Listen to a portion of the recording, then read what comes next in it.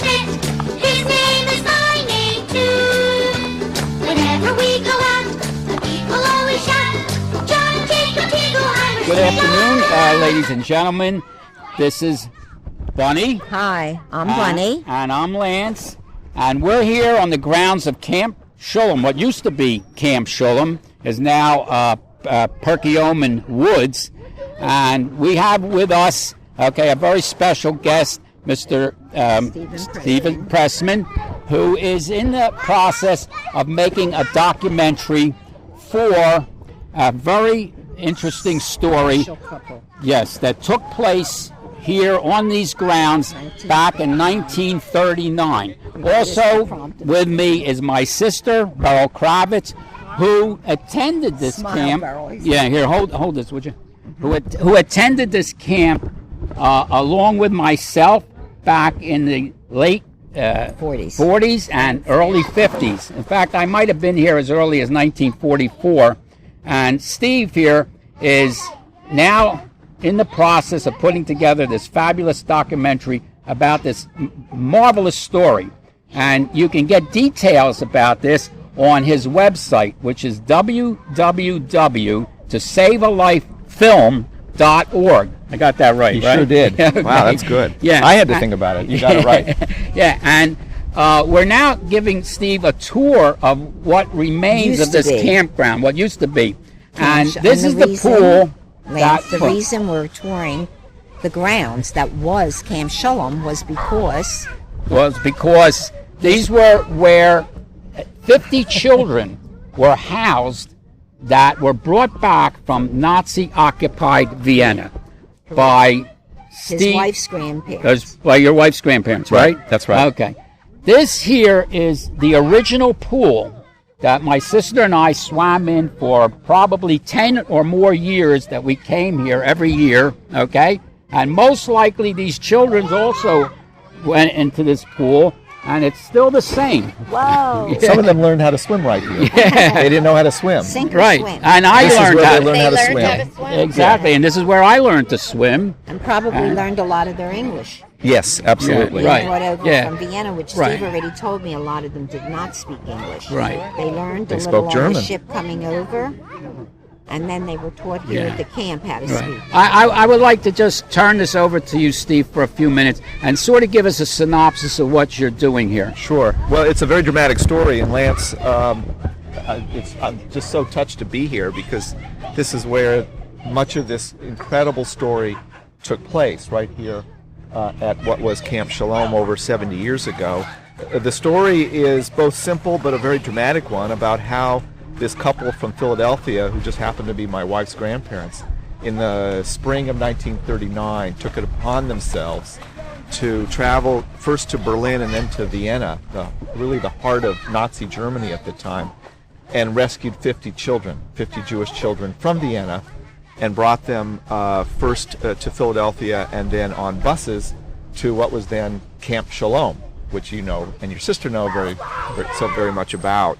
And they spent that first summer here getting used to life in this new strange place called the United States, learning to speak a very strange language, learning to eat very strange foods like Jell-O and corn on the cob and hot dogs, which none of them had ever seen before in their lives, growing up in Vienna.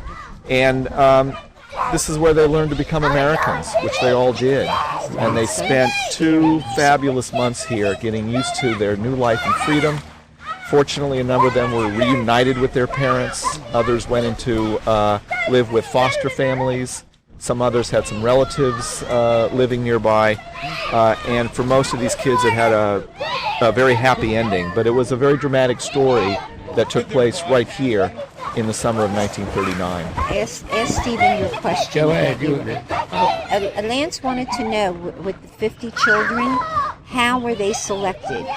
In other words, there might have been thousands of children, hundreds, thousands. I think I understand it was 600, right? What criteria did they have to select the 50? There were a couple of criteria that the Krauses used when they were in Vienna choosing the children, and you're absolutely right, there were hundreds of families who applied. By this time, Jews in Vienna and all through Nazi Germany were doing whatever they could to get out. Things were turning bad very quickly. They used a few different criteria. One was there was some preference given to siblings. So, for instance, among the group of 50 children, there were 7 sets of siblings, brothers and sisters, a couple of sisters who were able to stay together.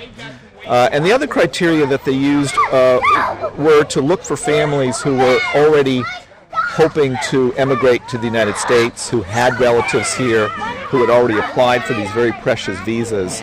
And that also explains why some of the parents were able to join their children fairly soon after they arrived here. But in some cases it was just dumb luck. There were some very dramatic stories of some kids, one young boy in particular who was chosen. He fell ill, he had to stay behind. They picked one other person to replace him, and unfortunately I found out that the young boy and his parents who were left behind did not survive the Holocaust. So it's just a heartbreaking story for the ones left behind, but for the 50 children, this was life in this wonderful, wonderful place where many of them stayed and learned to love this new wonderful country of theirs.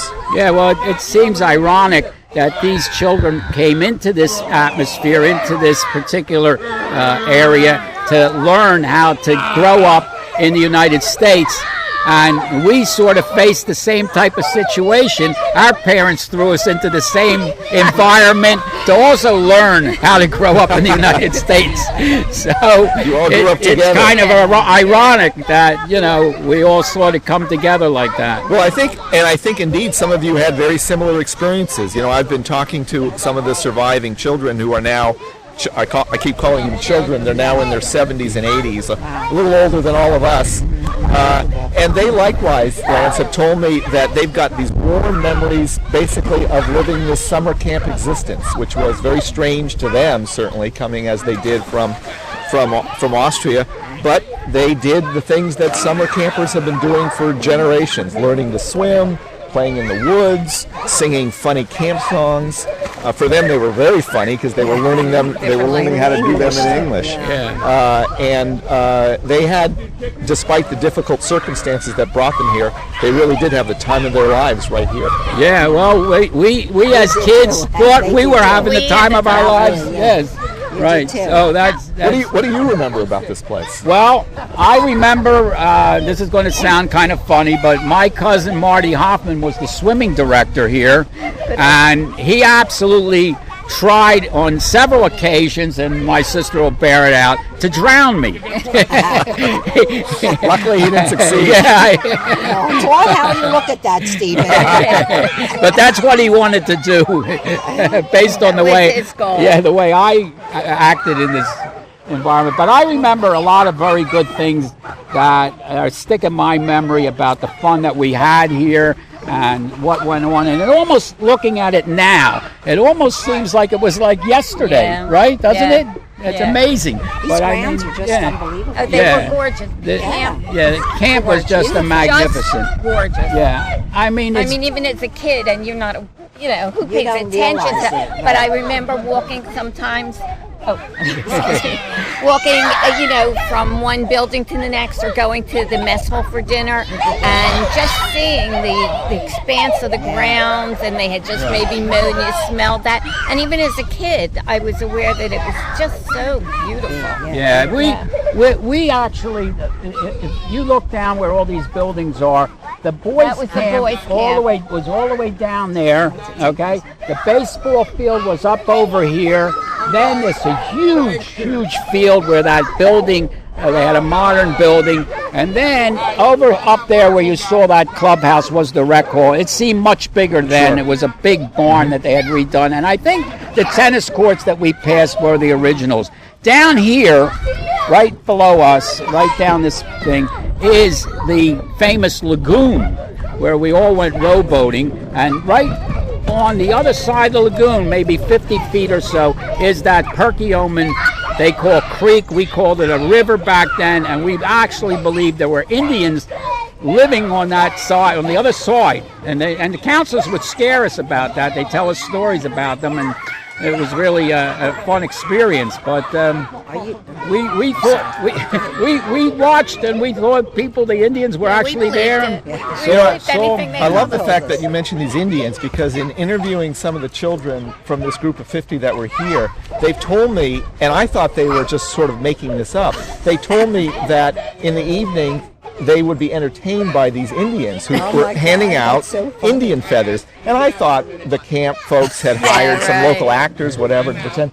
And now I find out that they truly were Indians living here at the time. Yeah, they definitely were, because we actually observed them washing their clothes in the Perkiomen. Yeah. And we saw canoes over there. Well, there were lots of Indian tribes in Pennsylvania, so that's what the Perkiomen. I think Perkiomen is famous with Sahikin. Yeah, I think it was in the Perkiomen. Yeah, sure, it sounds like It's an all Indian very name. famous here in Right. Pennsylvania. Yeah. Okay, are you going to show them the lagoon? Yeah, let's go down and we'll Well, show I you. don't want to go there, okay? Okay, all I right. want to go to the lagoon. Okay. Signing off. Okay. This is Bunny signing off. It was their hair, and just lay in bed, read books, and do their hair and their nails and their makeup. They never came out of the book. Nobody ever saw them. A certain term comes to mind to Yeah, describe these mine girls. too. Yes. I'm not saying That that. was I'm not gonna Bunk say X. Yeah, well, I'll tell you what happened with me and Bunk X. I was a waiter, and they sent me down to Bunk X to wake them up. Come to the mess hall. They wouldn't come wouldn't to go breakfast, anywhere. right? So they sent me down with pots and pans, okay, and to bang and just make and get them out of bed and get them into the mess hall. And I was very fearful of doing this, because I knew these girls were didn't want to be disturbed. And finally I had to do it. I was forced to do it. Go down there. And I went down there, and I went outside, and I banged on the pots and pans. Well, that night is when I found myself tied up and thrown in the swimming pool. So I tried to read that. My buddies in camp said, you can't let them do that to you. So I waited until the girls the next day were finally got out of Bunk X. I went in, I raided Bunk X by myself, took all their bras. The next day they had lineup. Did you know this about your brother? Yeah. Oh, I could tell you some. This is why I was voted most popular kid. The next day they had lineup in the morning, and they raised the flag. Okay? Well, I replaced the flag with all the bras. The flag would come out of a bag. They used to wrap it up, put it back. Now the guy attaches the thing, and it's supposed to come out of the bag, the flag. Instead, all the bras went up the flagpole. My favorite Lance story was during Color War was a very big thing at our camp. I mean, it was huge. One of the things for Color War where you could make a blues team was the silent music. So everyone, from the minute you got into the mess hall, you'd sit down like this, pick up your silverware like this, you wouldn't chew loud. Okay? That's how silent you had to be. And if they heard a noise, that they would come over, what team are you on? They'd pick up. Well, everybody's... I was a waiter. He was a waiter. I was a waiter. Out of the door from the kitchen, filled with glasses, dishes, plates, silverware. And boom! 10,000 points deducted. That's it.